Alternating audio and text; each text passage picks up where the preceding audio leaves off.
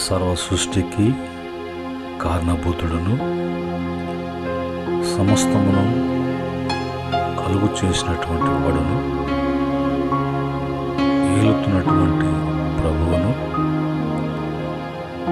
ఆయన సెలవులేనిదే భూమి మీద ఒకటైనా కూడా నెరవేర్చబడదని, సమస్తము కూడా ఆయన వశములో ఉన్నవని ప్రభు యొక్క మహాప్రభావము దినమెల్లా సృష్టి యావత్తు కూడా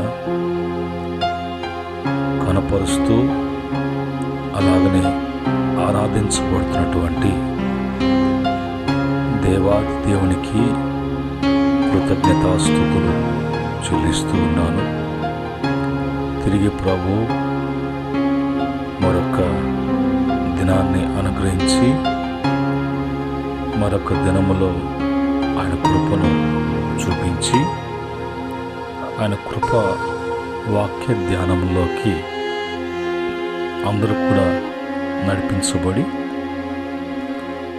ఆయన ఈ దినము ఇస్తున్నటువంటి కృపా వాక్యాన్ని బట్టి బలపడటానికి కృప చూపిస్తున్నటువంటి దేవుడై ఉన్నాడు. అలాగనే ఈ యొక్క కృపావాక్య ధ్యానములో పాలుపంపులు కలిగి ఉంటూ వాక్యాన్ని వినడంలోనూ అర్థం చేసుకోవడంలోనూ ఆశ కలిగి ఆతృతతో అన్వయించుకొని ఆ క్రమంలో నడుచుకోవటానికి ఇష్టపడుతున్నటువంటి బిడ్డలకును ఈ వాక్యము ఎన్ని స్థలాలకు, ఎన్ని ప్రదేశాలకు, ఎంతమంది బిడ్డలకు అందించబడుతున్నదో అందరికీ కూడా ప్రభు పేరిట వందనాలు, ప్రభు పేరిట శుభములు తెలియజేస్తూ ఉన్నాను. ప్రియమైన దేవుని బిడ్డలారా, ఉదయకాలం మందు ప్రభు మనకు ఇచ్చినటువంటి కృపావాక్యాన్ని చదువుకొని ప్రార్థనాపూర్వకంగా మనము ధ్యానం చేద్దాం. ఈ సమయంలో సామెతల గ్రంథము 20వ అధ్యాయము 24వ వచనములో ఉన్నటువంటి మాటను చదువుకొని ప్రార్థనాపూర్వకంగా మనం ధ్యానం చేద్దాం.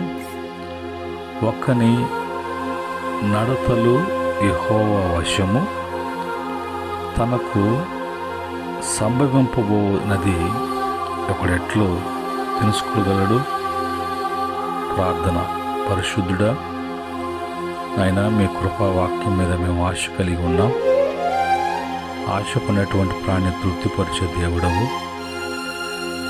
నీ నోటి నుంచి వెలువడే ప్రతి మాట కూడా మమ్మల్ని వెలిగిస్తుంది, బలపరుస్తుంది, ధైర్యపరుస్తుంది. మీ కొరకు మేము జీవించాలి అనేటువంటి ఒక నిరీక్షణను ప్రభు మాకు అనుగ్రహిస్తున్నది. ఈ సమయంలో దాసును మరుగుపరిచి మీరు మాత్రమే మాట్లాడమని, తద్వారా నాయన ఘనత తెచ్చుకోండి, మాకు దీవెనకరంగా మార్చమని యేసుక్రీస్తు నామములో అడిగి వేడుకుంటున్నాము తండ్రి. ఆమేన్. ఈ సమయంలో మనం చదువుకున్నటువంటి మాటలో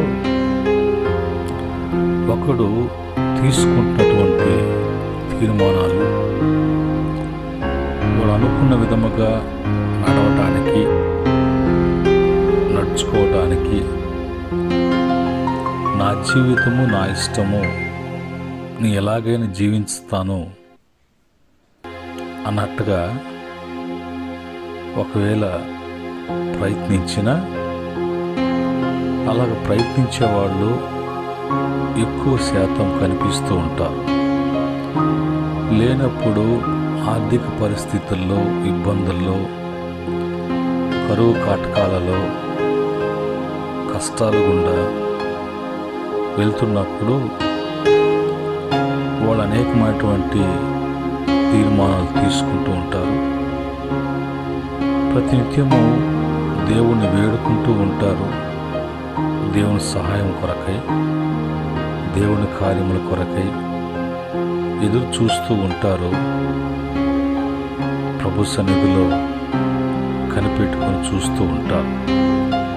ఆ తర్వాత ప్రభు కార్యములు చేయటం మొదలుపెట్టినప్పుడు వారి యొక్క కష్టాలను, వాళ్ళకున్న బాధలను, వాళ్ళకున్నటువంటి ఆటంకాలను, అడ్డంకులను ప్రభు సరళం చేసినప్పుడు అప్పటి వరకు వారు ప్రభు మార్గంలో నడుచుకుంటూ ప్రతి అడుగు కూడా ఆచి తూచి వేసేటువంటి వారుగా ఉంటూ ఆ తర్వాత అంతా కూడా వాళ్ళ సొంతము, వాళ్ళ స్వాధీనము, వాళ్ళ సొత్తు, వారికి అనుకూలము, అదంతా కూడా ఒక బలము,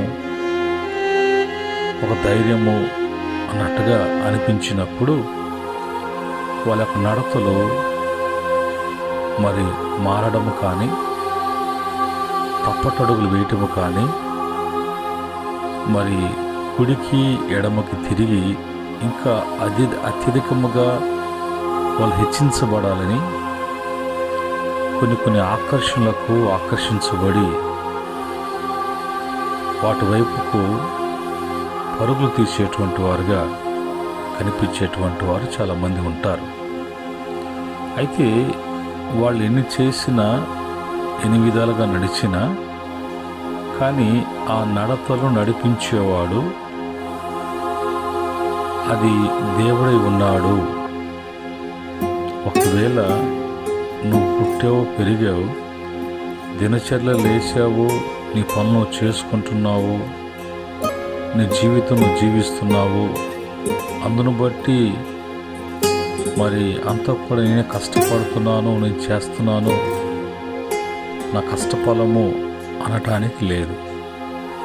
ప్రభు మానవుణ్ణి పుట్టకముందే, మానవుణ్ణి పుట్టించకముందే, ఆది మానవుణ్ణి కలుగు చేయకముందే సమస్తము కూడా ఏమి కావలసి ఉన్నదో మానవుని కొరకే కలుగు చేసి ఆ తర్వాత మానవుని దేవుడు కలుగు చేశాడు.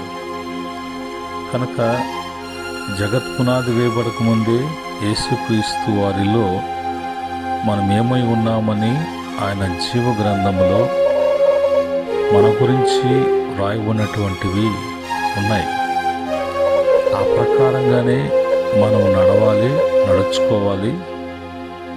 ఆ విధంగా మన జీవితాన్ని ఈ లోకంలో ముగించి తిరిగి ప్రభు దగ్గరికి మనం వెళ్ళాలి.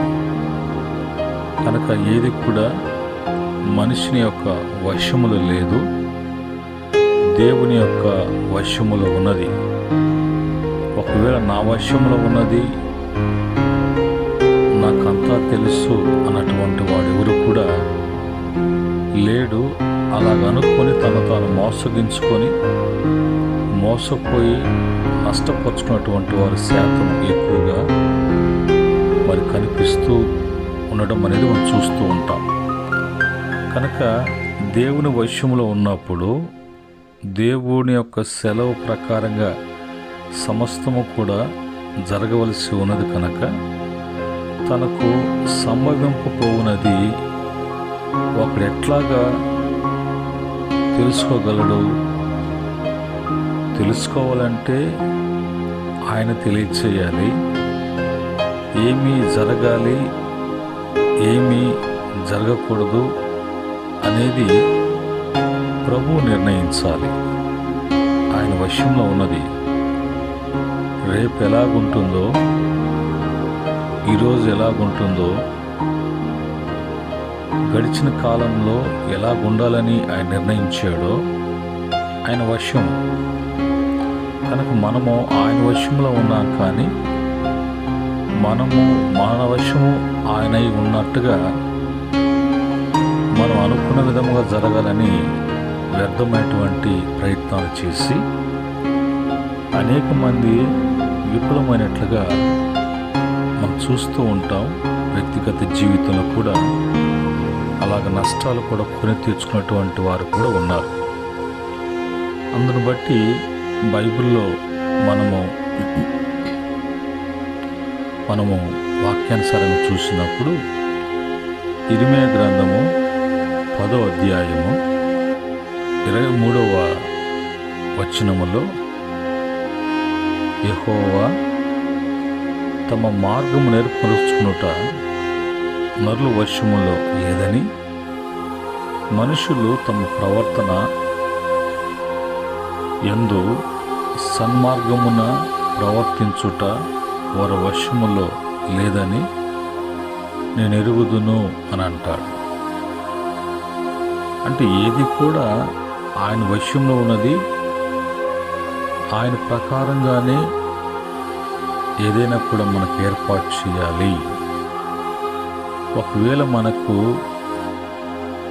ప్రభు కృపను బట్టి ఆయన మనల్ని వర్ధింప చేయాలి, ఒక గౌరవము, ఒక మర్యాద, మంచితనము అనేది ప్రభు అది మనకు ఇవ్వాలి, కలుగు చేయాలి. అంతేకాని మనిషి యొక్క ఆలోచన బట్టి ఏది కూడా ఉండదు. రెండవదిగా సామెతల గ్రంథం 16వ అధ్యాయం 9వ వచనంలో, ఒకడు తాను చేయబోవునది హృదయములో యోచించుకొనును, యెహోవా వాని నడతను స్థిరపరచును. ఆలోచించినా కూడా, హృదయములు అనుకున్నా కూడా అది దేవుడు స్థిరపరచాలే కానీ మనిషికై మనిషి స్థిరపరచుకోలేడు. మూడవదిగా బైబిల్లో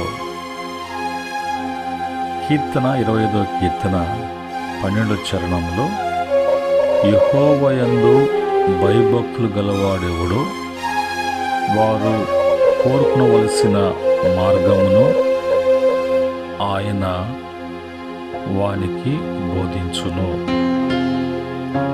అనుకున్నంత మాత్రాన అది నేను జరగాలని కాదు, కానీ ఆయన యందు భయభక్తులు గలనటు వారికి ఆయన ఏమి కోరుకోవాలో, ఏ మార్గం కోరుకోవాలో, ఏ విధంగా నడుచుకోవాలో అది ప్రభు నిర్ణయించాలా, అది ప్రభు మనకు తెలియచేయాలా. అది ఎవరు తెలియచేస్తారు అంటే తన భక్తులకు. కీర్తన 37వ కీర్తన 23వ చరణంలో, ఒక నడత యెహోవా చేతనే స్థిరపరచబడును, వాని ప్రవర్తన చూచి ఆయన ఆనందించును. నువ్వు సంతోషించాలా, నీ జీవితము ఆనందమయమై ఉండాలా, అది చూసి ప్రభు ఆనందించాలా. అయితే అది ప్రభు నీకు తెలియచేయాలా, తెలియచేసిన విధముగా నువ్వు నడుచుకోవాలా, అది ప్రభువే నీ జీవితంలో స్థిరపరచాలా. నువ్వు అనుకున్నట్లుగా కాకుండా, ప్రభు నువ్వు కోరినట్లుగా కాకుండా, ప్రభు ఆయన అనుకున్నట్లుగా నీ పట్ల ఏ ఉద్దేశముతో ఆయన ఈ లోకానికి పంపించాడో, ఏ ఉద్దేశం కొరకు నిన్ను ప్రభు ఈ లోకంలో పుట్టించాడో, ఇంతవరకు నిన్ను అన్ని విషయాల్లో కూడా కాపాడుతూ పోషించొచ్చాడో, ఆ ఉద్దేశము నెరవేర్పు నా ద్వారా జరగాల ప్రభువా. మీరు ఏ విధంగా జరిగించాలనుకుంటున్నారో ఆ విధంగానే మీ చిత్తము నా జీవితములో నెరవేర్చబడునుగాక అన్నట్టుగానే యేసు ప్రభు వారు కూడా ప్రార్థన చేసేటప్పుడు శిష్యులలో ఆ మాట పలకతారు. ఇది మరి ప్రభు యొక్క కార్యాలు జరగాలన్నా, ప్రభు మన జీవితాలలో అనుకున్నవి అవి నెరవేర్చాలన్నా, మనం అనుకున్నట్లుగా కాకుండా, మనం అనుకున్నట్లుగా మన కంటికి మన హృదయానికి అనిపించవచ్చు ఇట్లయితే బాగుండగలనని. నువ్వు ఎట్లాగుంటే బాగుంటావో అనేది నీవు నువ్వు పిండముగా రూపించబడక ముందే, అసలు ఈ లోకానికి రాకముందే, నీకంటూ ఒక రూపు అనేది లేకముందే, నీ ఉనికి అనేది లేకముందే ఆయన ముందుగానే నిర్ణయించారు. కనుక ఆ నిర్ణయానికి మనం ఒప్పుకొని, తెలుసుకొని, సొంత ఆలోచనలు, సొంత ఉద్దేశాలు ప్రక్కన పెట్టి ప్రభుకి అప్పగించుకున్నప్పుడు ప్రభు నిశ్చయముగా ఆయన తన బిడ్డలను ఏ విధంగా పోషించాలో, ఏ విధంగా పెంచాలో, ఏ విధంగా అభివృద్ధి పరచాలో, తన నామ మహిమ కొరకు ఈ లోకంలో ఏ స్థితిలో ఉంచాలో అది దేవుడి నిర్ణయానికి అప్పగించినప్పుడు ఆయన కృపను బట్టి ప్రభు మనలను ఆయన అన్ని విషయాల్లో కూడా ఆయన కార్యములు చేయటానికి ఆయన ఇష్టపడతారు. అపోస్తుల కార్యము 17వ అధ్యాయము 28వ వచనములో మనం ఆయన యందు బ్రతుకుచున్నాము, చలించుచున్నాము, ఉనికి కలిగి ఉన్నాం. అటువలనే మనం ఆయన సంతానమని కవీశ్వరులలో కొందరు చెప్పుచున్నారు. మనమేంటో, మనమెవరో అనేది మరి ముందుగానే వాక్యం ద్వారా మనకు తెలియచేయబడుతున్నప్పుడు అది నాకు పడదు, నాకు అంటదు అన్నట్టుగా పెడచెవుని పెట్టి ఏదేదో వ్యర్థమైనటువంటి నీ ముందు ప్రభు ఏది ఉంచి దీని యందు ఆనందించు అన్నప్పుడు అది విడిచిపెట్టి మరి అడి ఆశలు కలిగి ఊరంతా కూడా, లోకమంతా నీ మనస్సుని విడిచిపెట్టి సంచరించిరా ఆ లోకంలో ఉన్నటువంటి ఆశలన్నీ కూడా అనుభవించడానికి, దాన్ని ఆస్వాదించు అన్నట్టుగా కొన్ని సందర్భాలలో అలాంటి పనులు కూడా చేస్తూ ఉంటారు. దేవుని వశమును గురించి ఇంకా వాక్యం గురించి వాక్యంలోకి వెళ్ళినప్పుడు యోబు గ్రంథము 12:10లో జీవరాశులు, ప్రాణులు, మనుషులందరి ఆత్మలు ఆయన వశమున ఉన్నవి కదా. ఆయన వశములో ఉంటే మన స్వతహాగా ఏం చేయగలము? ఆయన వశములో ఉంటే ఎవరో అధికారిని బట్టి, ఎవరో బలగాన్ని బట్టి, పలుకుబడిని బట్టి, డబ్బును బట్టి ఏది కూడా కాదు. అవి కూడా ఆయన వశమే. అందుకనే భక్తుడు 31వ కీర్తన 15వ చరణంలో నా కాలగతి నీ వశంలో ఉన్నది, నా శత్రు చేతిలో నుండి నన్ను రక్షింపుము, నన్ను తరుము వారి నుండి నన్ను రక్షింపుము. అంత పెద్ద రాజు ఆయన, కానీ ఏది కూడా నా చేతులు లేదని అంటాడు. అతను యుద్ధానికి పోయిన ఏ పని చేసినా కూడా చేయమంటావా, వెళ్ళమంటావా, వెళ్తే నాతో కూడా మీరు వస్తారా? అది ఆ విధంగా చేయటం అనేది మీ యొక్క ఆలోచనైనా, ఉద్దేశమైనా? ఇప్పుడు ఆడికి వెళ్ళినప్పుడు అన్నీ కూడా జరగటానికి అది నీ వశంలో ఉన్నటువంటిదే కదా, మీ కార్యమే కదా అన్నట్టుగా భక్తుడైనటువంటి దావీదు నిత్యము అనునిత్యము ఆ విధంగా ప్రభు సన్నిధిలో కనిపెట్టేవాడు. అందుకని దావీదుని విషయంలో నా హృదయానుసారుడు అని అంటాడు.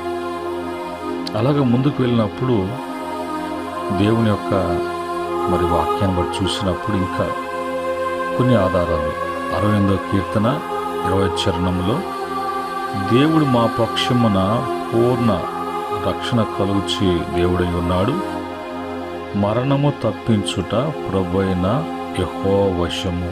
చివరకు వచ్చిన తర్వాత జీవించటము, జీవించకుండా పోవడము అనేది, మరణము అనేది ఒకటి ఉంది.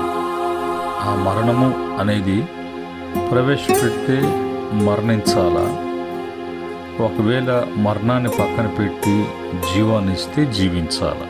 మన చేతులు లేదు అన్నట్టుగా మనం తెలుసుకోవాలి. సామెతల గ్రంథము 8వ అధ్యాయం 14వ వచనములో ఆలోచించుటయు లెస్సైన జ్ఞానం ఇచ్చుటయు నా వశము, జ్ఞానాధారము నేనే, పరాక్రమము నాదే. అంతే. ఇంతకు మించి మనము ఎక్కడ కూడా అతిశయించటానికి, హెచ్చించుకోవటానికి, గొప్పలు చెప్పుకోవటం మాని మనం పూర్తిగా మరుగుపరచబడి ఆయన హెచ్చించబడాలి, మనం తగ్గించబడాలి. సమస్తం ఆయన వశంలో ఉండి ఆయన పెడుతూ, ఆయన పోషిస్తూ, ఆయన కాపాడుతూ, ఆయన బ్రతికిస్తూ, ఆయన జీవింపచేస్తూ మనల్ని ఇంతవరకు ఉంచాడు అని అంటే ఎంతగా మన కృతజ్ఞత కలిగి ఆయన మీద ఆధారపడుతూ ఆయన చేసిన మేలుని బట్టి మరి వేణేలో ఎన్ని విధాలుగా స్తుతించిన, ఆరాధించిన ఆయన రుణాన్ని మనం తీర్చుకోలేము. కనుక ఈరోజు ఈ మాటలను బట్టి ప్రభు ఈ కృపా వాక్యములో ఏది కూడా మన వశంలో లేదని, సమస్తము కూడా దేవుని వశములో ఉన్నదని, మనము కూడా మన జీవితాలు, మనకు కలిగిన సమస్తం కూడా ఆయన వశంలో ఉన్నవని,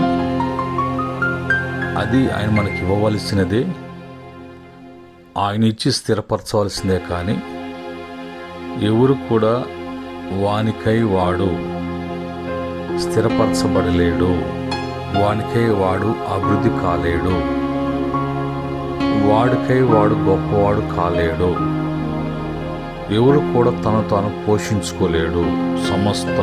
సమస్తము దేవుని వశమై ఉన్నది. ఈ మాటను బట్టి ప్రియమైనటువంటి దేవుని బిడ్డలారా, సహోదరి సహోదరులారా, అన్నదమ్ములారా, ఈ మాటను బట్టి తిరిగి ఆలోచించేద్దాం. ప్రభు సన్నిధిలో మనం ఏంటో అనేది పరీక్షించుకుందాం. పొరపాట్లుంటే సరి చేసుకుందాం. దిద్దుకోవాల్సినటువంటివి ఉంటే దిద్దుకుందాం. విడిచిపెట్టాల్సినటువంటి విడిచిపెట్టి ప్రభుని హత్తుకుందాం. ఆయన హత్తుకొని జీవించినప్పుడు మనం ఫలించేటువంటి వారముగా, జీవమును కోరి జీవించేటువంటి వారంగా మనల్ని బ్రతికించేవాడు ఆయన. కాబట్టి సమస్తం కూడా ఆయన హస్తాలకు అప్పగించుకొని ఆయన ఆలోచన ఉద్దేశ ప్రకారంగా ఆయన వశములో మనం ఉన్నవారముగా ఆయన జరిగించే విధముగా మనము అప్పగించుకుందాం. ఆ క్రమంలో ప్రభు ప్రతి బిడ్డను కూడా ఎవరిని తక్కువవాడిగా కాకుండా ఆయన కృపను బట్టి మహాభివృద్ధి కలుగు చేసి ప్రతి ఒక్క అవసరాన్ని తీర్చడానికి, ప్రతి ఒక్క మేలుకు యోగ్యులుగా ఉండటానికి దేవుని యొక్క కృప ప్రతి బిడ్డ జీవితములో కార్యము జరిగించునుగాక. ఆమేన్. ప్రేమగల తండ్రి, కృపగలిగినటువంటి మా రాజా, కృపా సత్య సంపూర్ణుడుగా ఈ లోకానికి వచ్చి నీ కృపను బట్టి నీ యొక్క ఉద్దేశములు, కార్యములు మా జీవితములో మేలుకరముగా, ఆశీర్వాదకరంగా జరగటానికి మీరు చేసినటువంటి ప్రభా రక్షణ కార్యాన్ని బట్టి స్తుతిస్తున్నాం. ఈ ఉదయకాలపు కృపా వాక్య ధ్యానంలో మీరు ఇచ్చినటువంటి అమూల్యమైనటువంటి మాటలను బట్టి ప్రతి బిడ్డ బలపరచబడటానికి, దీవించబడటానికి, నీ యందు స్థిరపరచబడటానికి, మీ యందు ప్రతి అవసరం కూడా తీర్చబడటానికి ఎంతమంది ఎన్ని విధాలుగా ఆలోచన చేసి ఇంతవరకు తమ టయాన్ని వేస్ట్ చేసుకొని, ఆవిష్ని వేస్ట్ చేసుకొని, బలాన్ని వేస్ట్ చేసుకొని, ఎన్ని విధాలుగా వేస్ట్ చేసుకొని మోసగించబడ్డారో అలాగ మోసగించబడినటువంటి వారిని అందరినీ జ్ఞాపకం చేసుకోండి. అలాగ మోసగిస్తున్నటువంటి దుష్టుడి నుంచి విడిపించండి. తిరిగి దినాన్ని మీ కృపను బట్టి బిడ్డల జీవితాల్లో మీ కార్యాలను జరిగించునాయన మీ కృపకు అప్పగిస్తుండగా మరొక కృపా వాక్య ధ్యానములకు మమ్మల్ని కూడా సమకూర్చమని యేసుక్రీస్తు నామములు అడిగి వేడుకుంటున్నాము తండ్రి. ఆమేన్. పరమ తండ్రి, మన దేవుని ప్రేమ, రక్షకుడైనటువంటి మన యేసుక్రీస్తు వారి యొక్క దివ్య కృప, పరిశుద్ధాత్మ యొక్క సహవాసం ఈ మాటలు వింటున్న బిడ్డలకును అన్వయించుకొని ఆ విధంగా జీవించటానికి తమ జీవితాలు ప్రభుకు అప్పగించుకున్న బిడ్డలకును, సకల పరిశుద్ధులకును, ఆయన దాసులకును సదా తోడే నడిపించునుగాక. ఆమేన్. దేవుడు మిమ్ములను, మీ కుటుంబాలను కలిగిన యావత్తును కూడా ఆయన వశములో ఉంచుకొని కృపను బట్టి ఆయన మిమ్మలను వర్ధిలింపచేయునుగాక. ఆమేన్.